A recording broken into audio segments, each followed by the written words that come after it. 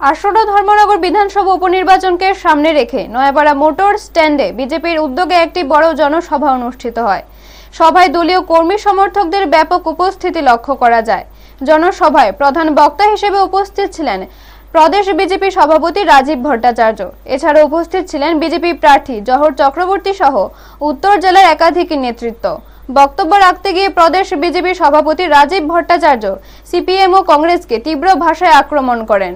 তিনি অভিযোগ করেন, সিপিএম দীর্ঘদিন ক্ষমতায় থেকেও রাজ্যের উন্নয়নে ব্যর্থ হয়েছে এবং বিভ্রান্তিমূলক রাজনীতি করেছে।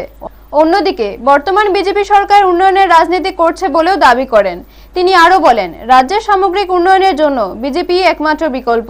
সেই কারণে আগামী 9 এপ্রিল অনুষ্ঠিত উপনির্বাচনে জহর চক্রবর্তীকে বিপুল ভোটে জয়ী করার আহ্বান জানান তিনি। ধর্মনগরের উন্নয়ন ও মানুষের কল্যাণে কাজ করাই বিজেপির লক্ষ্য বলে উল্লেখ করেন।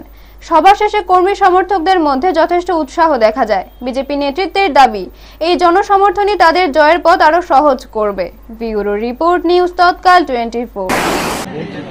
আমরা আমাদের ভারতীয় জনতা পার্টির প্রার্থী শ্রী জহর চক্রবর্তীর সমর্থনে আজকে আমরা এই আমাদের নয়াপাড়া স্ট্যান্ডে আমরা সবাই মিলিত হয়েছি যে ভারতীয় জনতা পার্টি কে কেন আপনারা ভোট দেবেন, দু একটা কথা তুলে ধরার জন্য আজকে আমরা সবাই এখানে সমবেত হয়েছি। যে 9 তারিখে মানুষ তৈরি হয়ে গেছে, ধর্মনগরের মানুষ জহর চক্রবর্তীকে পক্ষে ভোট দিয়ে ত্রিপুরা বিধানসভায় পাঠাবে সেই সংকল্প করে নিয়েছে। আমার ছোট ভাই মন্ত্রী সুধাংশু দাস বলছিলেন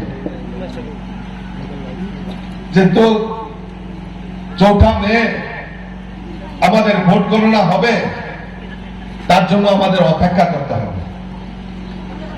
আর আমাদের এখন কম্পিটিশন, নিজেদের মধ্যে কম্পিটিশন শুরু হয়েছে কোন বুথে কত আমরা লিড দিতে পারবো।